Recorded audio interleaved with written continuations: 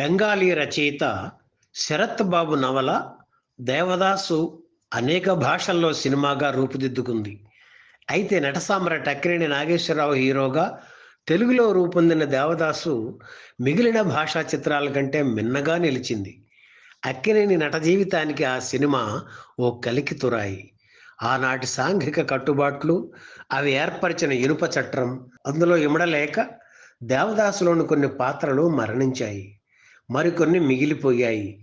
పోయిన వాళ్ళు తిరిగి పుడితే, మిగిలిన వాళ్ళని మళ్ళీ కలుసుకుంటే ఎలా ఉంటుంది? ఇటువంటి కొత్త ఆలోచన దర్శకరత్న దాసరి నారాయణరావుకు వచ్చింది. దాని గురించి అక్కినేనికి చెబితే ఆయన కూడా బావుందన్నారు. అలా వీరిద్దరి కాంబినేషన్‌లో తొలి చిత్రంగా 'దేవదాసు మళ్ళీ పుట్టాడు' వచ్చింది. అప్పటికి పునర్జన్మ కథలతో కొన్ని సినిమాలు వచ్చినా, పునర్జన్మ సంస్కారాలను శాస్త్రీయ కోణంలో చూపించిన అద్భుత చిత్రం 'దేవదాసు మళ్ళీ పుట్టాడు'. 'దేవదాసు' చిత్రంలో పార్వతి మరణించిందో లేదో దర్శకుడు చూపించలేదు. అందుకే ఆమె ఇంకా జీవించి ఉంటుందన్న ఊహకు ఊపిరి పోసి ఆ పాత్రను తిరిగి ఈ చిత్రంలో ప్రవేశపెట్టారు దాసరి.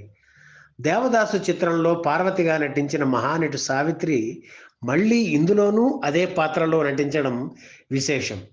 గత జన్మలో చంద్రముఖిగా పుట్టి, ఈ జన్మలో పూర్వజన్మ వాసనలు అప్పుడప్పుడు వెంటపడి వేధిస్తూ ఉంటే నలిగిపోయే అరుణ పాత్రను కళాభినేత్రి వాణిశ్రీ అద్భుతంగా పోషించారు.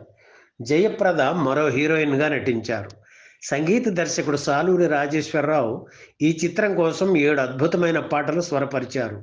ఇందులో మైలవరపు గోపి రాయగా, రామకృష్ణ పాడిన పాట 'నడివీధిన దీపం ఒకటి సుడిగాలికి ఊగుతున్నది' పాట హైలైట్గా నిలిచింది.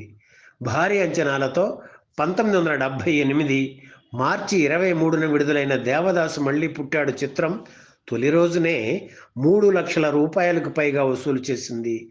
విజయవాడ శ్రీనివాస మహల్లో 100 రోజులు ఆడింది.